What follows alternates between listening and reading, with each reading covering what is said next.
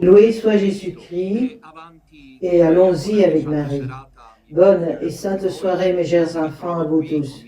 Je me retrouve ici avec immense joie, toujours au siège de Piccola Nazareth, ayant derrière moi la sainte face de Jésus de Manopello. Le titre de la catéchèse de ce soir est très exigeant et très actuel. Je dois tout de suite dire, et en attendant, lisons le titre, l'Église après Benoît XVI, épilogue ou résurrection.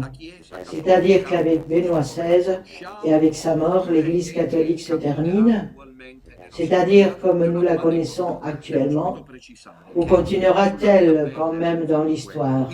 C'est une question importante. Je dois tout de suite signaler que, et sur ma peau je vérifie cela, le diable, quand il s'agit de Benoît XVI, il devient furieux. Méfiez-vous de cela. Le diable, les forces du mal, quand il s'agit de jeter depuis de maintenant, comme on peut le comprendre, parce que le pape a 96 ans, de jeter un regard sur ce qui arrivera après et ensuite pour parler du grand prélat, et de toutes les choses que vous savez, au diable cela fait rage. Parce qu'il veut faire croire, et il essaie de faire croire, qu'avec Benoît XVI, l'Église catholique est finie. Ce n'est pas seulement une pensée hérétique. Je reviendrai sur les sujets de matrice néo-donatiste. Nous sommes les parfaits, nous nous rencontrons chez nous, dans n'importe quelle chapelle, nous nous occupons de nos affaires, nous sommes parfaits, les élus, que le monde continue son chemin. C'est du néo-donatisme et du néo-montanisme, puisque nous sommes parfaits, nous sommes une église spirituelle, domestique, il n'y a plus de hiérarchie, il n'y a plus de pape, il n'y a plus rien.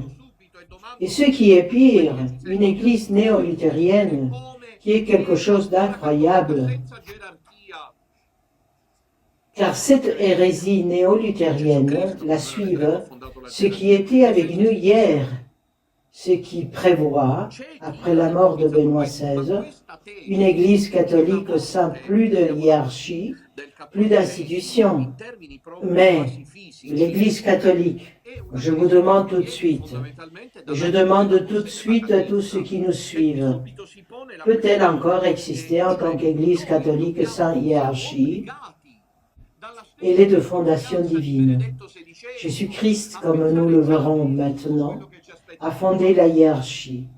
Et sans institution, il y en a qui ont émis cette hypothèse, mais cette thèse d'une mort, appelons-la comme ça, du catholicisme en termes presque physiques, c'est une thèse qui vient essentiellement de l'archipel sédevacantiste. Et la question se pose maintenant, immédiatement, à savoir, nous sommes obligés par le témoignage de Benoît XVI de penser déjà maintenant à ce qui nous attend après sa mort. Et le signe le plus clair est que Benoît XVI est presque centenaire. Ce n'est pas par hasard, c'est un signe que Dieu donne pour que le grand prélat soit bien préparé à sa mission et que le petit reste ait de plus en plus une identité profonde.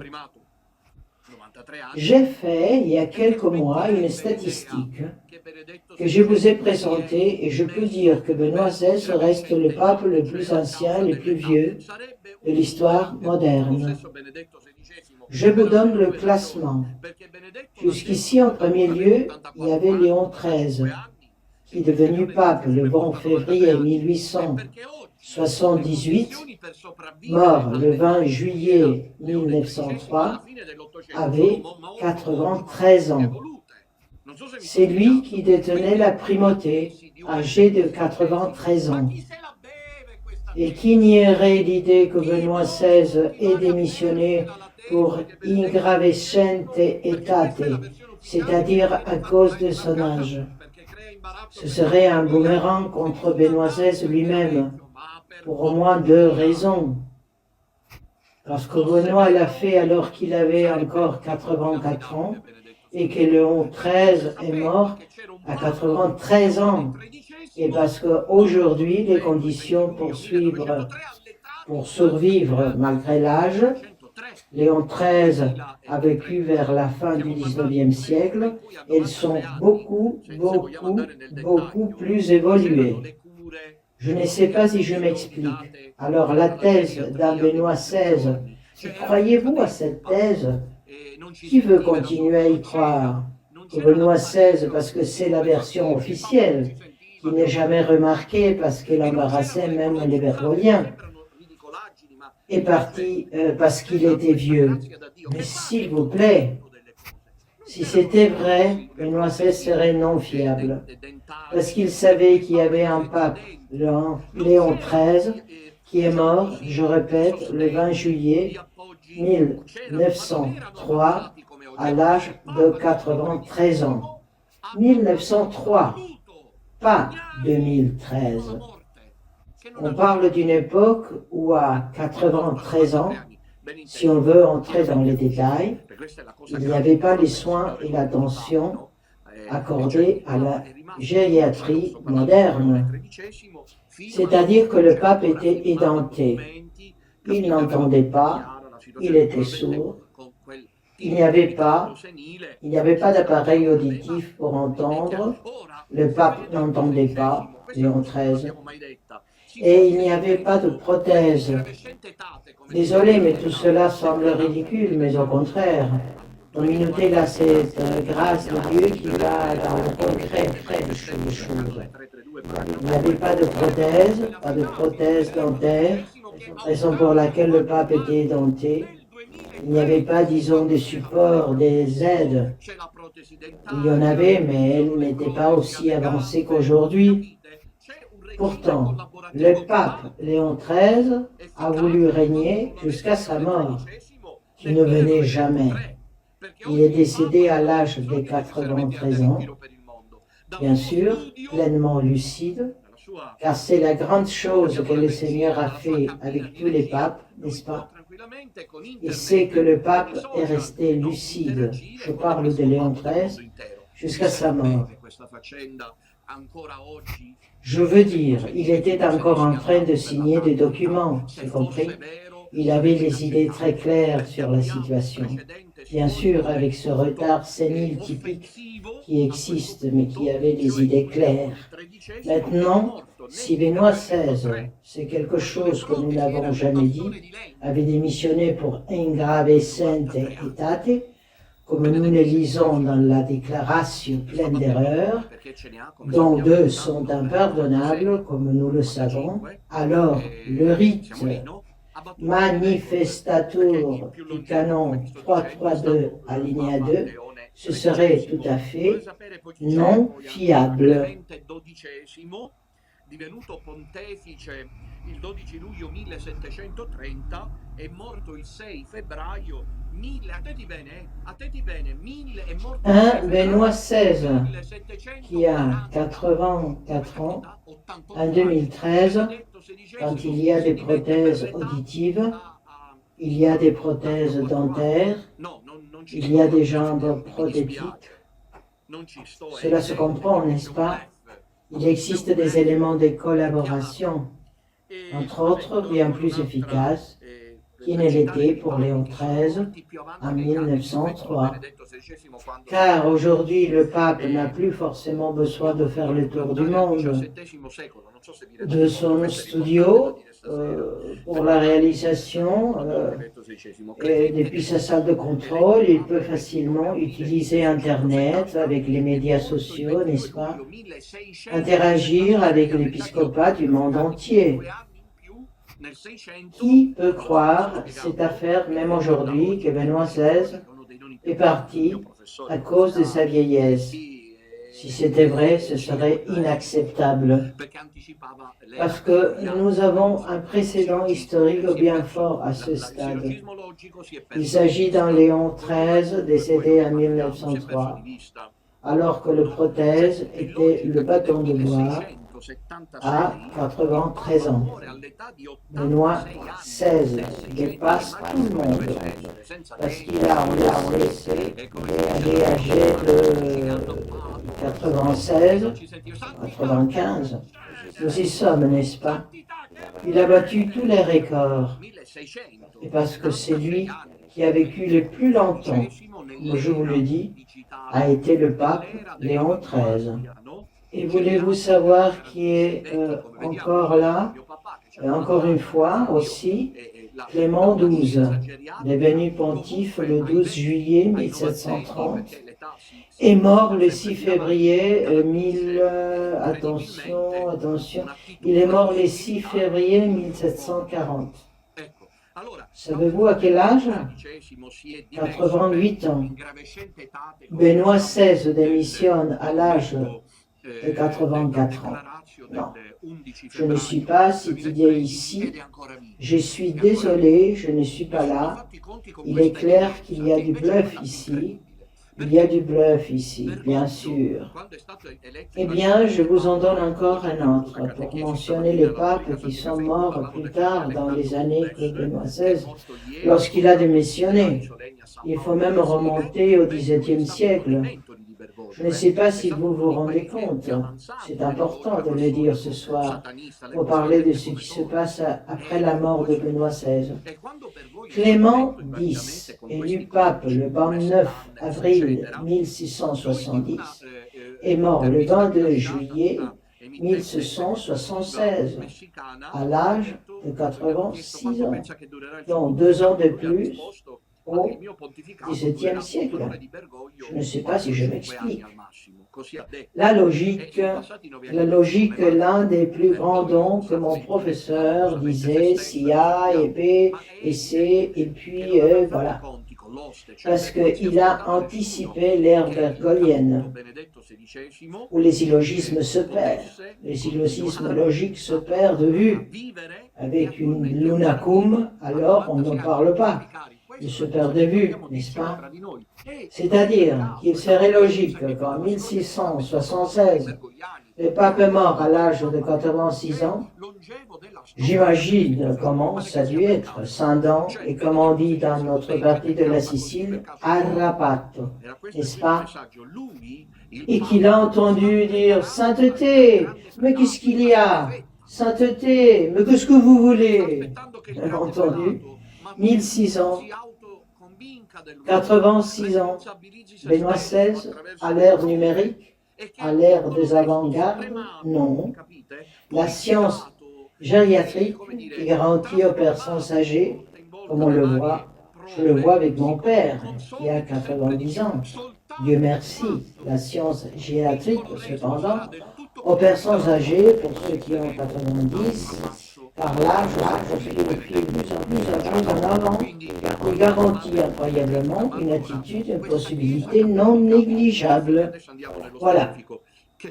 Voilà donc, mais parce que Benoît XVI a démissionné pour ingravescente etate, comme nous le lisons dans les documents de la déclaration du 11 février 2013, il est toujours en vie.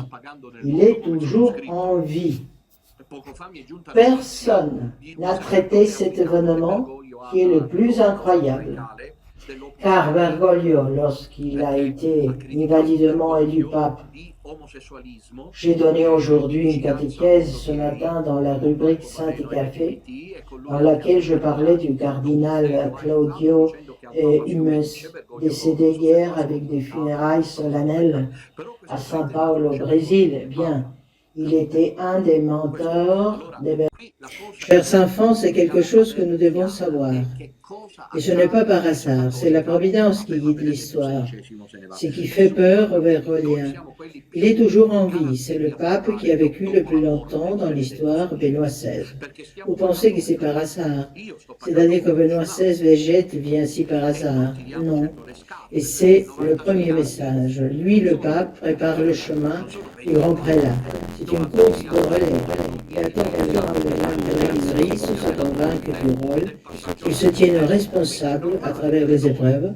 Et ce petit reste écrémé, vous comprenez, purifié, comment dire, transformé de temps à autre par diverses épreuves, il se consolide de plus en plus, et ce n'est que lorsque le petit reste sera pleinement consolidé que nous verrons le décès de Benoît XVI. La question est donc plus que légitime. Mais alors, qu'adviendra-t-il de cette Église catholique? Maintenant, allons-y concrètement. Qu'adviendra-t-il après la mort de Benoît XVI? Je voudrais souligner tout de suite que ceux qui croient que nous voulons la mort du pape se trompent lourdement. Nous avons des bonnes références pour montrer que nous sommes les plus fidèles au pape Benoît XVI. Personne ne paie dans le monde comme moi. Il y a peu de temps, j'ai reçu des nouvelles d'un prêtre africain que Bergoglio réfute à l'état laïque, de l'Opus Dei, parce qu'il a critiqué Bergoglio d'homosexualité, de la proximité avec le monde gay, avec le monde arc-en-ciel, LGBT, et avec lui aussi d'autres cardinaux. L'Opus Dei a purgé en disant qu'il faut obéir le pape. Je ne sais pas si Bergoglio l'a excommunié, l'a réduit à l'état laïque. Mais ce prêtre reconnaît Bergoglio comme pape, vous voyez, alors voici la chose que nous devons avoir. Très clair, c'est ce qui arrivera à l'Église catholique dès le départ de Benoît XVI. Et ensuite, nous sommes les plus sûrs de parler après la mort de Benoît XVI, car nous payons pour lui. Je paie comme personne d'autre. Et nous n'étirons certainement pas ses chaussures parce que 96 ans, ce ne sont pas 24 ans. 96 années, avec toute évidence, vous place au seuil de la mort et du passage à la vie éternelle. C'est donc normal pour nous et c'est un devoir. Voici le point important. Nous ne nous trompons pas en prédisant ce qui sera après Benoît XVI, parce que nous avons maintenant de vraies sectes, des sectes schismatiques multi-hérétiques se sont formées, portées par des personnes totalement incompétentes sur le plan théologique, mais imbues d'elles-mêmes, qui font des dégâts considérables parce qu'ils disent « on ne doit pas en parler ». Qui parle? Dominutella, le prêtre de Carini, qui parle de la mort du pape Benoît XVI et lui enlève les chaussures et qui fait de la politique. Non, nous avons un devoir, cela doit être clair. Nous devons nous demander ce qui se passera après le pape Benoît XVI, parce que l'Église ne meurt pas. Or, face à la mort de Benoît XVI, ou plutôt à ce qui viendra après lui, je puis dans cette catéchèse que je préparais et qui est présentée dans un des chapitres de mon prochain livre, parce que cela est en rapport avec l'Antichrist. Et ces choses-là, je puis entrevoir des dérives opposées.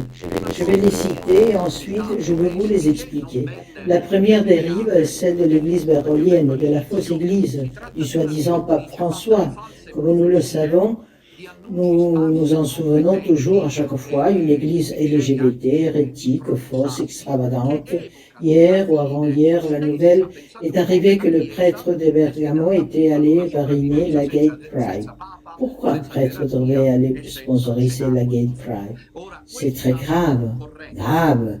C'est des trucs extravagants, c'est des trucs ridicules. Et c'est là la fausse église, on le sait, entrevue annoncée par Catherine Emmerich, et on en a déjà parlé. Du troisième secret de Fatima, les rites idolâtres de Pachamama, réalisés dans les jardins du Vatican, pas au Brésil, en Amazonie, dans les jardins du Vatican, avec la complaisance de Bergoglio, réalisé en octobre 2019, il a eu son moment d'expansion maximale. C'est la fausse église annoncée par les prophéties. Celle-ci serait la première dérive après la mort de Benoît XVI. Plus tard, nous retournerons sur les sujets. Mais il y en a une autre dérive qui se fait de plus en plus sentir et qui est également hérétique et qui est, disons, parallèle à celle de la fausse église bergolienne. Et c'est celui d'un inattendu, car on sait ce qui me concerne, c'était inattendu, mais il en va ainsi dans l'histoire du monde, dans l'histoire des idées, de la pensée et aussi de la vie de l'Église. Un faux sédévacantisme inattendu. Église sédévacantiste. C'est cette secte schismatique qui prédit qu'avec la mort de Benoît XVI, l'Église catholique finira. Il n'y aura plus de hiérarchie, l'Église catholique mourra et le catholicisme se vivra dans une sorte de communauté domestique mal définie. Ici, comme je le disais au début, c'est une ligne directrice faite de fausses prophéties, d'annonces éparses, incompétentes, je dirais même improvisées, qui évoquent la fin d'elle-même, pense un peu à l'Église destinée justement à une survie sans pape, sans hiérarchie et sans cénacle de foi.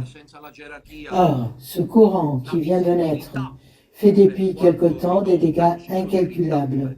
Heureusement, les dégâts sont limités jusqu'à présent, car il y a 4 chats, mais ils sont très motivés. Ils ont toutes les caractéristiques de la secte, car ils n'ont pas répondu à certaines difficultés qui se sont présentées. Ils n'ont pas répondu. Ils sont très agressifs. Il y a une chose qui les met en colère quand il s'agit du grand prélat. Notez-le. Et c'est un signe qu'il y a une matrice satanique, comme à l'église des Bergoglio. Cette nouvelle matrice crypto- ou néo-célibacantiste, à savoir néo-donatiste, néo-montaniste et néo-luthérien, déteste le grand prélat. Ils savent que c'est vrai. Ils savent qu'il y a des prophéties. Ils savent que l'Église continuera d'exister parce que c'est un fait théologique irréfutable. Il n'y a rien à faire pour nier sataniquement la survie, c'est-à-dire l'existence du grand prélat uni, avec des discours tout à fait ridicules, la survie de l'Église catholique. Le père Gunner l'a dit. Mais qui est le père Gunner qui a dit que l'Église mourra? En ce qui concerne le 3e secret de Fatima, la bienheureuse Catherine Emmerich. Cela, voyez-vous, rempli d'anxiété, il fouille le pâturage d'un mysticisme épars, à la recherche de la moindre syllabe qui puisse les ralentir. Par exemple, dans les Stefano Gobbi, il est vrai que Notre-Dame parle des cénacles, mais elle ne parle pas, malheureusement, qu'ils sont sans la hiérarchie. Et là, ils font circuler cette idée. Ah, Notre-Dame a dit. Ils partent à la recherche de ce crochet, de ces appuis, de ces garanties qui ne sont pas là, car l'Église catholique ne peut exister sans le pape et sans la hiérarchie. La visibilité pourtant restreinte, réduite, continuera. Alors, je vous invite tous à rester à milieu de ces sables mouvants d'un nouveau chemin, d'une nouvelle dérive complètement hérétique et sans fondament. Maintenant, j'ai cité quelques prophéties et je consacrerai un peu de temps, comme vous le verrez maintenant, à celle de Malachie qui a parlé du catalogue des papes, n'est-ce pas? Parce que ça m'intéresse de les citer parce qu'ils nient ceux qui disent que Benoît XVI est le dernier pape, parce que après de Gloria Olive, c'est-à-dire de Benoît XVI, il y a Petrus Romanus, ou dans une version, je ne sais pas si vous avez différentes coligraphies, Malachie ou quelqu'un d'autre, car certains disent que ce n'était pas Malachie, cependant on n'entrera pas dans le sujet, parle de Petrus Secundus, intéressant. On peut en dire indifféremment Petrus Romanus maintenant ou Petrus Secundus. Mais force est de constater qu'il y a toutes les caractéristiques du grand prélat. Et c'est logique. Et ce n'est pas une seule personne qui a parlé du grand prélat. Et non seulement on a parlé aujourd'hui, il y a des prophéties de Saint Hildegarde du XIIe siècle, il y a des prophéties de Saint Amadio, degli Amadei, du XIIIe siècle, il y a Saint François de Paola, Saint François d'Assise lui-même a dit quelque chose, et puis il y a la bienheureuse Caterina Emmerich, Don Dolindo Waterloo, bref. On a toujours parlé de ces personnages qui est irréfutable, mais cette nouvelle dérive n'est pas moins insidieuse, car le problème, ce n'est pas les chiffres, le problème, ce n'est pas les chiffres, le problème, c'est l'écueil de la pensée, la mauvaise foi de la pensée. Ils veulent nous faire croire que Benoît XVI est le dernier pape. On ne voit pas comment ils veulent nier ces prophéties. Les grands prélats n'existeraient pas, il y aurait une église catholique sans hiérarchie, sans institution, avec des chapelles privées, et c'est tout, sans témoignage. sans proclamation de la foi. Capitolo 16, versetto 18, Gesù dice a Pietro, Or, tu sei Pietro, Benoît XVI nie déjà tout cela, au moins à 2 reprises. Il a pu dire, lorsqu'il a annoncé sa démission, « Je promets déjà obéissance à mon successeur légitime ».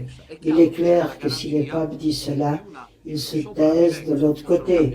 Je promets désormais, la question peut être de savoir qui est le successeur. Ce n'est pas certainement Bergoglio, car il a été invalidement élu. Le pape François n'existe pas, mais les gens se rendent compte, petit à petit les gens se rendent compte. Bergoglio m'a enlevé la robe, mais je vois que rien n'a changé pour les gens qui me suivent. Telle est l'identité sacerdotale, n'est-ce pas? Je ne fais pas le prêtre, je suis prêtre. C'est différent. Quand nous assira miva kurku, quand je me couche le soir, je n'enlève pas mon habit, je suis prêtre même quand je dors. Alors, qui ont voulu conclure. Au contraire, on a prouvé que j'avais raison, car dès cette communication, ce ne sont jamais donnés en même temps, jamais. Cela n'est jamais arrivé. Haine, colère, compris? Alors, ce n'est pas Bergoglio. La succession légitime à laquelle Benoît fait référence est précisément les grands prélats, le Petrus Romanus, comme nous le verrons maintenant, ou le Petrus Secundus. Et puis, bien sûr, il y a les prophéties qui parlent, comme on va le voir maintenant, de ces grands prélats, du successeur de Benoît, qui démontrent que l'Église continue d'exister. L'Église ne meurt donc pas, chers enfants. Il n'y a pas d'épilogue du catholicisme romain. Celui qui le dit est hérétique, c'est lui qui l'affirme est hors du depositium fidei. Et je vous le prouverai, parce que même avant les prophéties dont je vous parle, parce que vous les aimez, dites la vérité, vous connaissez, je vous connais maintenant, vous du Piccolo Resto, qu'est-ce que vous voulez? Si je vous parle sur les prophéties, me gusta mucho. Mais d'abord l'aspect théologique. Alors l'Église ne mourra pas. L'Église ne mourra pas parce que Jésus l'a promis. Il y a une promesse solennelle de notre Seigneur Jésus-Christ dans l'Évangile de Matthieu, au chapitre 16, verset 18. Jésus dit à Pierre, tu es Pierre, et sur cette pierre je bâtirai mon Église, et les portes de l'enfer. On ne sait pas pourquoi on a traduit l'inferi, mais c'est l'enfer. Ne prevalevunt adversus eam. Elles ne prévaudront pas contre elles. C'est clair qu'il y a une garantie de survie. Les modalités peuvent changer. Là-dessus, je suis tout à fait d'accord, c'est-à-dire l'Église. Mais Benoît XVI l'a déjà dit quand il était à Schweck. Je l'écris dans mon livre. Je rapporte ceci, je ne l'ai pas ici, mais je rapporte cette incroyable prophétie du cardinal Ratzinger des années 70, où il dit que l'Église catholique ne sera pas celle des paroisses, des processions de la Madone, toutes ces choses-là. Ça deviendra un catholicisme, dit-il, de catacombes minoritaires. Il y avait donc déjà l'idée chez Ratzinger lui-même dont la modalité change, la substance ne change pas. La substance ne peut pas changer, Jésus l'a promis. L'Église ne mourra pas.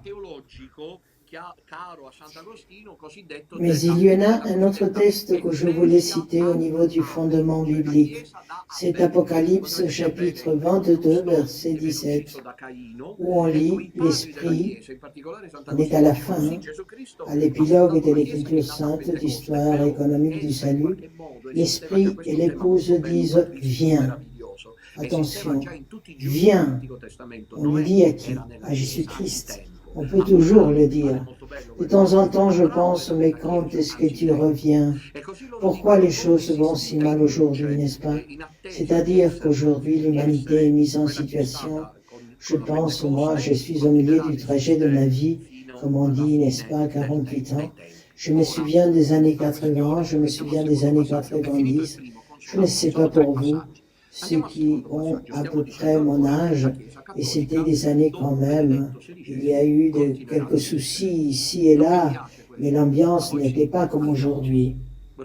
L'ambiance est vraiment mauvaise aujourd'hui.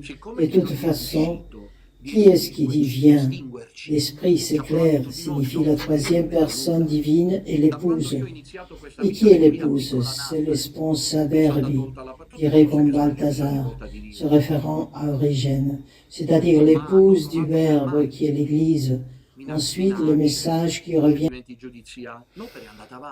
Mais on ne dit pas qu'elle meurt. Il y a le thème théologique cher à saint Augustin de la soi-disant Ecclesia ab Abel, c'est-à-dire l'église d'Abel. Vous savez qu'Abel était le premier juste qui a été tué par Caïn. Ici, les pères de l'Église, en particulier saint Augustin, disent « Oui, Jésus-Christ a fondé l'Église qui est née à la Pentecôte, mais d'une certaine manière, elle existait déjà. » C'est un très beau thème, patristique, merveilleux. Il existait déjà chez tous les justes de l'Ancien Testament. Noé était déjà dans l'Église, Abraham, cela vous semble très beau, n'est-ce pas? Abraham était déjà dans l'Église, et ainsi disent-ils, tel qu'elle existait dans l'attente, attendant d'être ce qu'il a été à la Pentecôte. Il continuera d'exister jusqu'à la fin des temps. Maintenant, la question, et nous voici à la deuxième étape. La première est terminée, consolez-vous. Il y en a trois. Passons à la deuxième étape. Nous disons donc que l'Église catholique, après Benoît XVI, continuera d'exister. Vous n'aimez pas ça? Vous? Oui, le diable sûrement pas.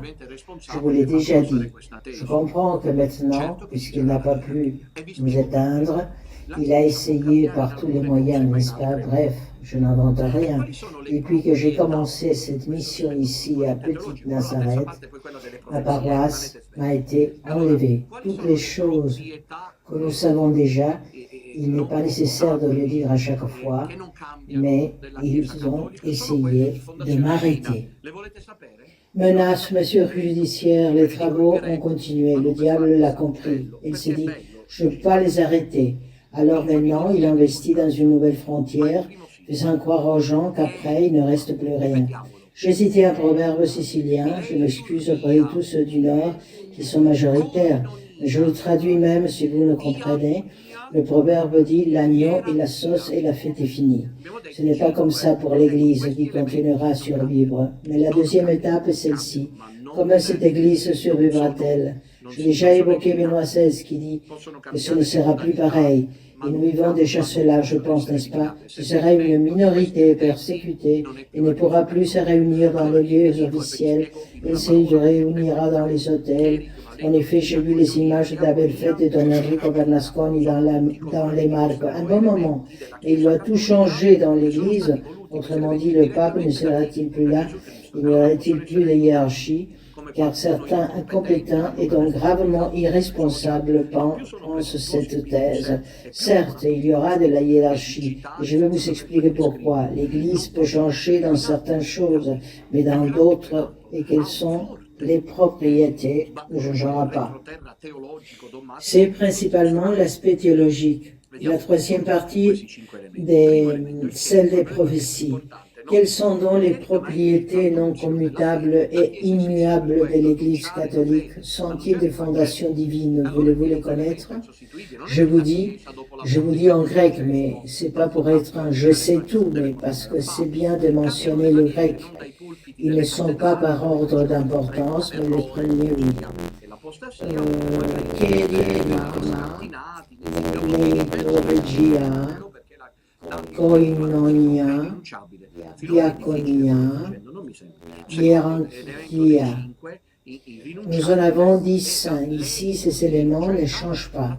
C'est-à-dire, non, ils ne changent pas, ils ne peuvent pas changer les modalités, mais ils peuvent être éliminés. Si l'un des éléments manque, ce n'est plus l'Église catholique. Je le répète donc, et je les explique en un mot parce que le temps est tyran.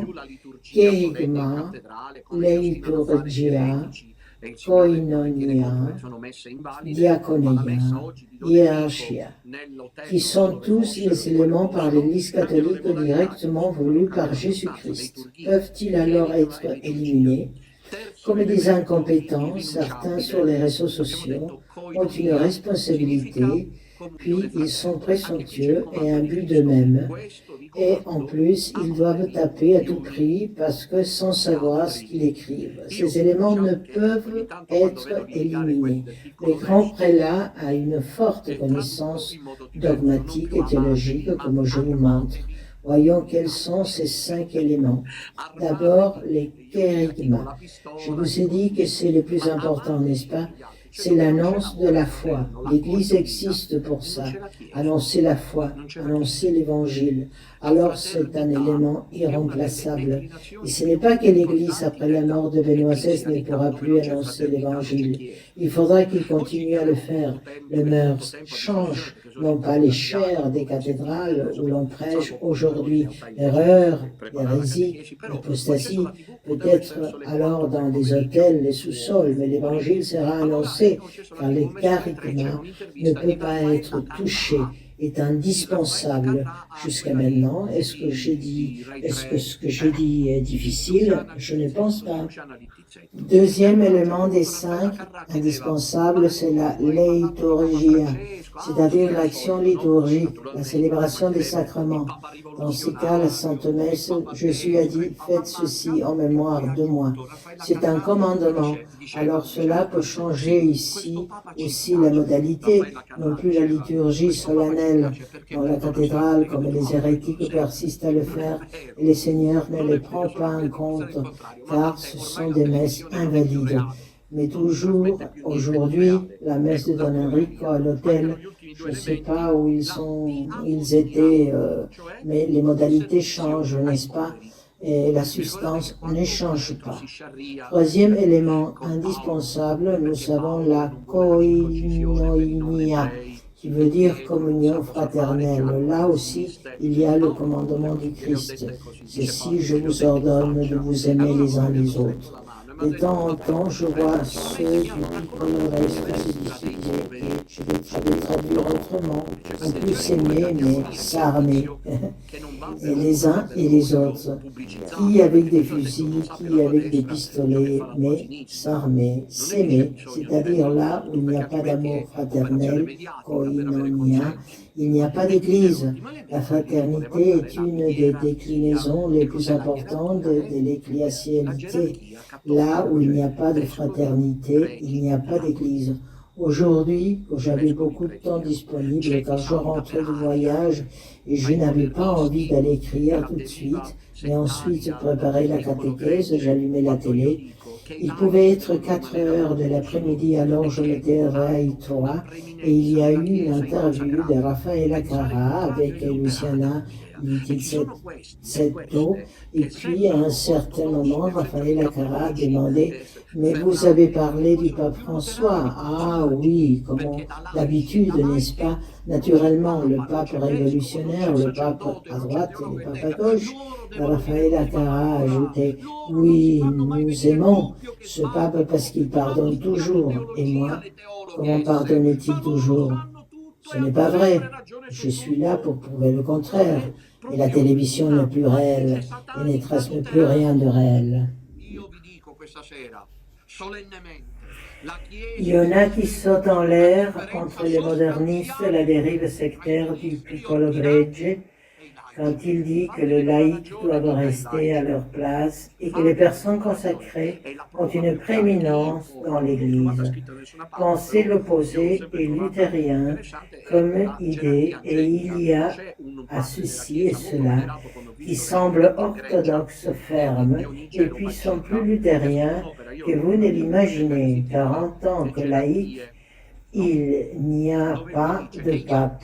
Il n'y a pas d'évêque, il n'y a pas de prêtre, il n'y a pas de théologiens qui s'en suscitent. Ils doivent dire le dernier mot.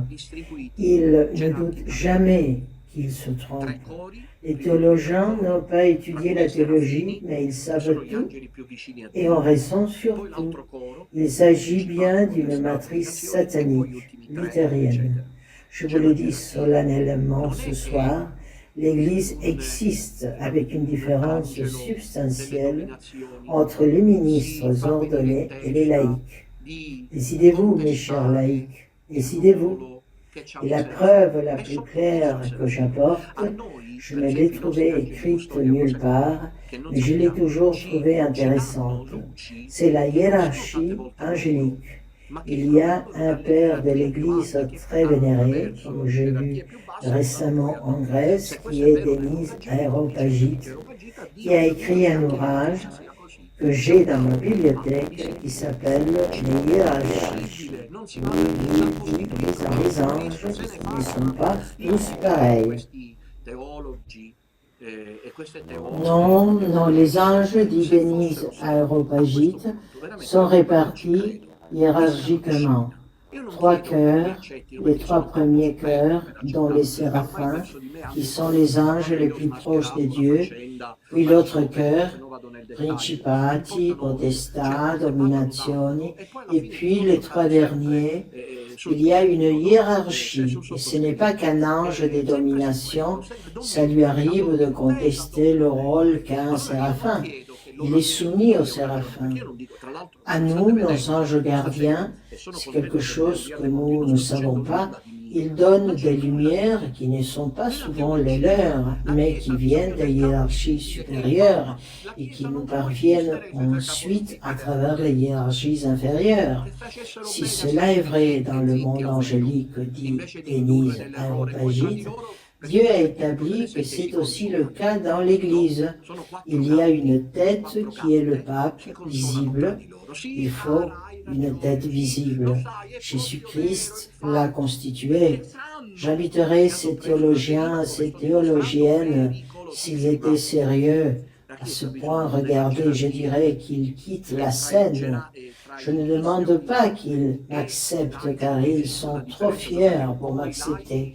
Maintenant, ils ont une haine envers moi depuis que j'ai démasqué l'affaire. Bon, ils sont tombés, sinon je rentre dans les détails.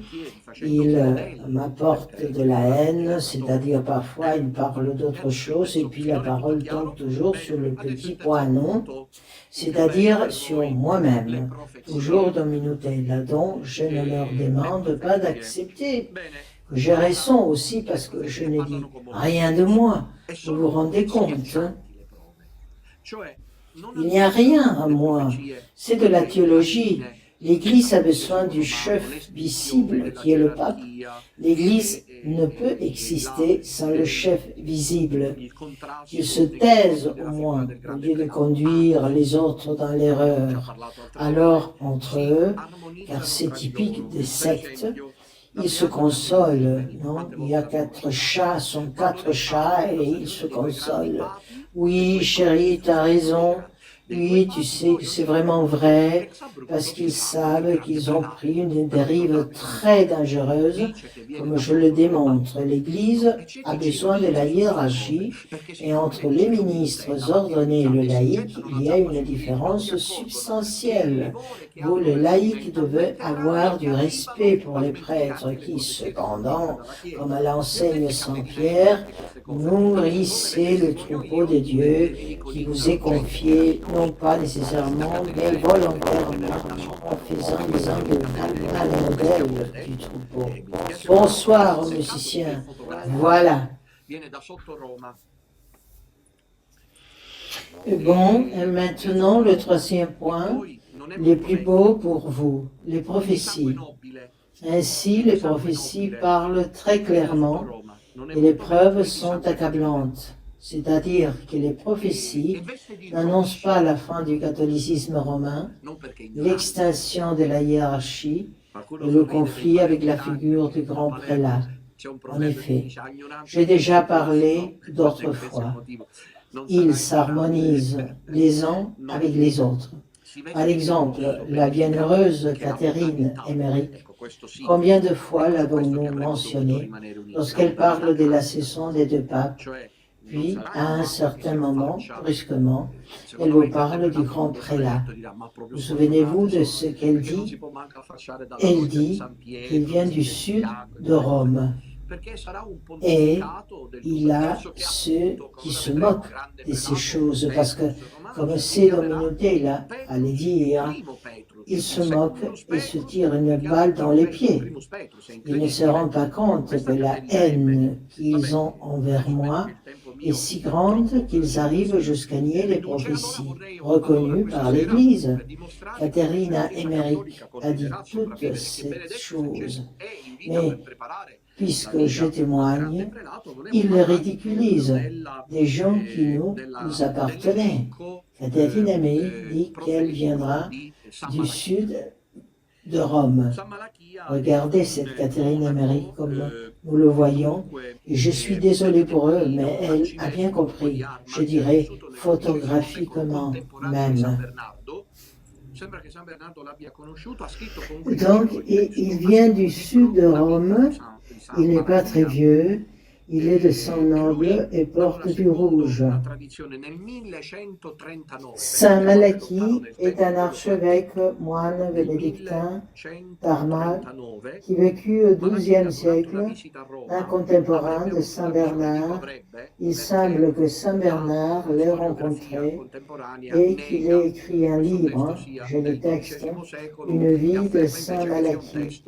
Et lui, d'après la tradition, en 1139, on sait combien de temps a passé qu'il a dit ça, Malachie, alors d'une visite à Rome, aurait eu une vision. Je dis aurait car l'histographie contemporaine nie que ce texte soit du XIIe siècle et affirme au contraire qu'il s'agit d'un texte du XVIe siècle. On sait cependant qu'il y a deux grands saints, dont un docteur de l'Église tenait cette liste prophétique citant des papes en grande estime de Saint Malachie. C'était Saint Bernard de Chiaraballe, docteur de l'Église, et l'autre, il s'agit de Saint Filippo Neri. Alors lui, Saint Malachie, nous sommes à 1139, doit venir à Rome pour accueillir le pallium, qui est le signe que l'évêque porte sur lui.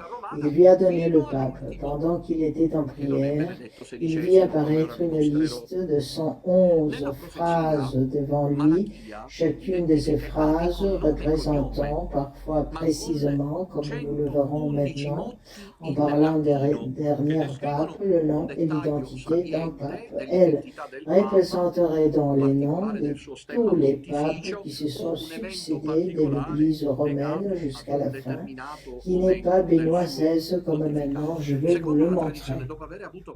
Dans la prophétie, Malachie identifie les papes avec nom et prénom, mais avec 111 devises en latin qui décrivent un détail saillant de l'identité du pape, ou un détail des armoiries et pontificales, ou un événement particulier lié à un moment précis de son pontificat. Selon la tradition, après avoir eu cette vision mystique, Malachie l'a mis par écrit, 1139. Beaucoup d'érudits remettent aujourd'hui en cause l'authenticité de cette liste, et nous allons maintenant aller voir. C'est incroyable comme il l'a bien compris. Je dis que selon la tradition, il aurait mis cette liste au pape Innocent II, qui à son tour la ferait archiver dans les archives du Vatican, où elle se trouve encore aujourd'hui. Eh bien, je voudrais maintenant vous montrer les interprétations des derniers papes de Paul VI avec la devise que Saint Malachie lui attribua en 1139 au dernier qui serait le grand prélat. Commençons par Paul VI. Il fut pape de 1963 à 1978. Comme on le sait, le 6 août 78 était la fête de la Transfiguration. Dans la liste des saints Malachie, il est défini Flos Florum. Les devises sont en latin, ce qui signifie fleurs des fleurs. En fait, dans la tradition, les fleurs de armoirie de la famille Montigny, dont Paul VI faisait partie, était une famille noble qui avait un blason. Il y a des mises, il y a trois livres. Après Paul VI, il y a deux Meditate Lunae, c'est-à-dire Jean-Paul Ier, pape pendant 33 jours, certainement empoisonné. Les titres est incroyable car il ferait référence au cycle moyen de la Lune. Maintenant, quel est le moyen cycle de la Lune? Incroyable, n'est-ce pas? 30 jours environ. C'est un mois. Le pape Luciani a été pape pendant 33 jours dans l'art du mouvement de la Lune. Incroyable. Continuons. Jean-Paul II, le pape Wojtyła. Nous nous souvenons tous de lui, pape de 1978 à 2005, et Saint Malachie l'appelle de labore solis. En latin, travail signifie fatigue, travail, laborer. Se référant au soleil, il prend aussi le sens de l'éclipse. En effet, le jour de sa naissance, là vous laissera sans voix, le 18 mai 1920, et le jour de ses funérailles, le 8 avril 2005, coïncide, incroyable à dire, avec deux éclipses solaires. Voyez-vous comment Dieu guide l'histoire? Des labore solis, quelqu'un d'autre a voulu dire que puisqu'il a toujours parcouru le monde, il n'a jamais vu le soleil se lever ou se coucher. C'est aussi une belle interprétation. Et enfin, Benoît XVI s'appelle Glorieux Olivet, pape depuis 2005. Glorieux Olivet signifie littéralement gloire de l'olivier. La référence à Benoît XVI peut s'expliquer par le fait qu'il a pris le nom de Benoît, fondateur de l'ordre monastique bénédictin, dont une famille s'appelle aussi Olivetani, et sur les armoiries duquel apparaît le rameau d'olivier. Mais le plus important est que Benoît XVI Joseph Ratzinger est né le 16 avril 1927, le samedi saint, le point le plus significatif de la période des Pâques, caractérisée précisément par le symbole de l'olivier. Après, enfin, il y a le dernier, alors que ceux qui disent que Benoît XVI est le dernier, qu'ils se taisent, c'est tellement évident qu'il ne l'est pas. J'ai lu le texte qui est assez impressionnant. Après Benoît XVI, voici le dernier pape, j'ai lu ce qui dit Saint Malachie, j'ai traduit du latin. Voilà. Dans l'extrême persécution de la Sainte Église romaine, beau les titres de Romaine, maintenant je veux raconter vous pourquoi. Il s'assiera Pietro Romano, bien sûr cela ne veut pas dire qu'il sera Pietro parce que les autres ne s'appellent pas Olivier ou Soleil ou Lise. On comprend que c'est un nom symbolique, Petrus Romanus, et j'explique dans mon livre le sens qui fait paître les moutons. Les grands prélats, tu te rappelles, comme Notre-Dame du Bon Succès, voilà, a dit. Je me demande comment ils ont réussi à décider par dépit contre Don Minutella de négliger tous ces éléments. Ils sont vraiment dans une sorte de mirage sectaire qui les rend méchants. J'ai pitié d'eux, et le plus grand chagrin, c'est qu'il y ait un prêtre qui rame par opportunisme dans ces fouilles complètement hors sujet. Notre-Dame dit qu'il sera un grand Christ et qu'il gouvernera avec douceur et courage. Qu'avant d'arriver, vous vous souvenez de ce qu'il dit? Il sera gêné par les prêtres, par leur peur, et voyons comment ça se passe. Pauvre grand prélat, l'Église vivra autant des grandes épreuves lorsque la ville aux 7 collines, c'est-à-dire Rome, sera détruite. Le juge suprême apparaîtra, jugera son peuple. Amen. Ainsi, le grand prélat pourrait être le pape au contour apocalyptique. Il me reste 3 minutes et je vais utiliser comme ça. Le titre Petrus Romanus, je l'explique dans mon livre à apparaître. Deuxième, mais il y a l'interprétation suivante. C'est mon interprétation personnelle, mais je la trouve respectable, sinon rien d'autre. Alors Pétrus rappelle le premier pape parce qu'il est le dernier, et toujours le début coïncide avec la fin et vice-versa. C'est donc la raison. Mais Romanus indique qu'au temps de la grande apostasie, des hérésies qui circulent, ce grand prélat gardera l'identité de l'Église apostolique catholique romaine, gardera le patrimoine bimillénaire de la foi. Il portera du rouge, dit Catherine Emmerich. Il sera persécuté, il sera un martyr dans la vie. Toute la haine de Satan sera contre lui. Je conclus comme j'ai commencé. Je m'en suis rendu compte aujourd'hui en ce moment. Tout peut se discuter, mais essayez de voir que lorsqu'il est maintenant décidé de parler du grand prélat, de ce que nous attend après Benoît XVI, le diable est furieux, car sa défaite est justement là. Sa défaite est de ne pas pouvoir faire croire que l'Église catholique sera détruite comme le Bergoglio et comme ces cardinaux qui se meurent, n'est-ce pas? Je trouve que cette période, ces cardinaux qui ont écrit des pages obscures sont en train de mourir. Le cardinal Sodano, secrétaire d'État qui est mort le mois dernier, a manipulé le troisième secret de Fatima en disant le faux, disant qu'il concernait les régimes athées communistes. Il n'est pas vrai parce que Benoît XVI l'a ensuite nié en 2010. Il a amené cette chose ici devant le trône de Dieu. Le cardinal Humes, âgé de 87 ans, est mort hier et lui aussi était là, co-protagoniste du coup d'État. Il meurt. Satan sait que cette classe dirigeante, me suivez-vous, elle vieillit parce que le diable ne s'occupe pas du fait que nous, je dirais Dieu merci, nous mourrons. Compris?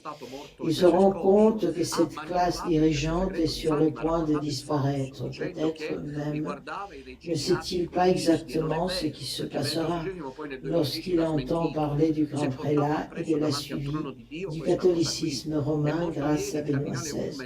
C'est après Benoît XVI que, comme je vous ai déjà promis, fidélité à son successeur, puis il nie ostensiblement les thèses contraires. Il se met en colère. Il se met très en colère. Nous recommandons de beaucoup prier pour le grand prélat. J'aime beaucoup cela dans les intentions de la messe qui me viennent. J'ai béni ceux qui le font, qui envoient l'offrande de la messe, non pas pour leur propre mort, mais demandent à offrir la messe pour les catholiques romains qui auront à choisir le pape et pour les grands prélats. Parfois, l'intention de messe pour les grands prélats arrive aussi. Puis, la question de ce qu'il advient de l'Église catholique après la mort de Benoît XVI, si c'est un épilogue ou si c'est une résurrection. Bien sûr, c'est une résurrection, mais pas parce que l'Église meurt ou elle s'éteint, mais parce qu'elle ressuscite, car c'est l'épouse qui, avec l'Esprit, comme nous le lisons dans l'Apocalypse 22, 17, dit « Venez au Kyrios, au Christ ressuscité, qui a éteint la ville de cette colline, après la fatigue du grand prélat Petrus Romanus Secundus, viendra juger les vivants et les morts. Loué soit Jésus-Christ, et allons-y avec Marie. May it be an evening star shines down upon you. May it be when darkness falls, your heart will be true.